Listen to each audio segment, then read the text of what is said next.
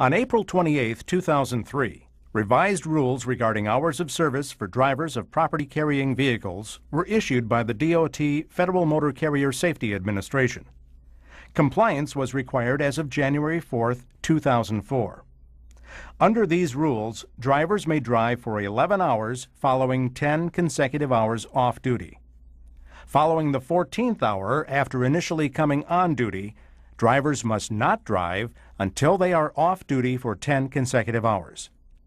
Compliance with the 60-hour 7-day or 70-hour 8-day limit is required, but includes a provision that allows the driver to restart the 60 or 70-hour clock after having at least 34 consecutive hours off-duty.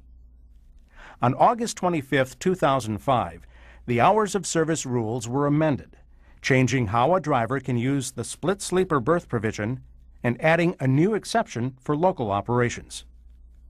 Under the revised split sleeper berth provision, a driver may accumulate the equivalent of 10 consecutive hours off-duty in 2 separate periods: 8 consecutive hours in the sleeper berth and 2 consecutive hours in the sleeper berth, off-duty, or a combination of the two. Also added were exceptions to certain hours of service provisions for drivers operating non-CDL vehicles within 150 air miles of their normal work reporting location. Compliance with these amendments was required as of October 1, 2005.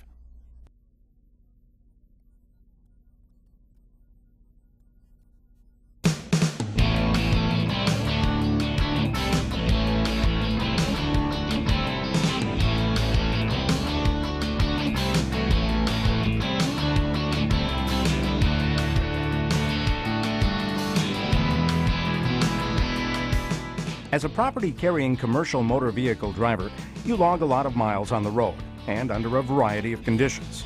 However, after many hours of driving, fatigue sets in, which can lead to bad decisions and, unfortunately, crashes.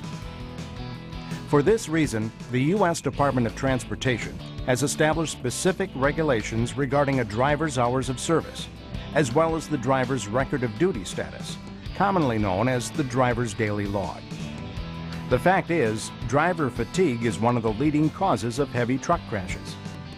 Consider this: some 5,000 deaths each year result from heavy truck crashes. You can see why we have regulations to keep tired drivers off the road. The hours of service regulations are based on the sensible idea that if you drive too long, you get tired and dangerous. No one, not the DOT, your dispatcher, other drivers, your family, no one wants tired drivers on the road. That's why millions of drivers like you are required to follow the hours of service regulations, including completing a daily logbook. If it's part of your daily routine already, you're on the right track. The DOT takes the regulations for hours of service seriously. So should you. Logging errors and exceeding legal hours of service represent the largest group of cited violations by the Department of Transportation in compliance reviews. And those violations aren't cheap. Drivers like you and companies like yours have been fined thousands of dollars for hours of service violations. Recording all driving, on-duty, and off-duty time is a required part of the job. Logging, tracking your hours of service, helps you stay in compliance and keeps you within your legal hours of service limitations. If you don't keep up your log, or if you falsify it, you could be placed out of service and face costly fines. Part 395 and Title 49 of the Code of Federal Regulations covers the hours of service regulations for interstate drivers. If you drive intrastate, you're not off the hook. States have their own sets of similar regulations for intrastate drivers. The regulations are clear, and the penalties for violations are severe for one basic reason: safety. Your safety and the safety of everyone around you. This video discusses the regulations for hours of service and answers some common questions about the hours of service and completing the daily log.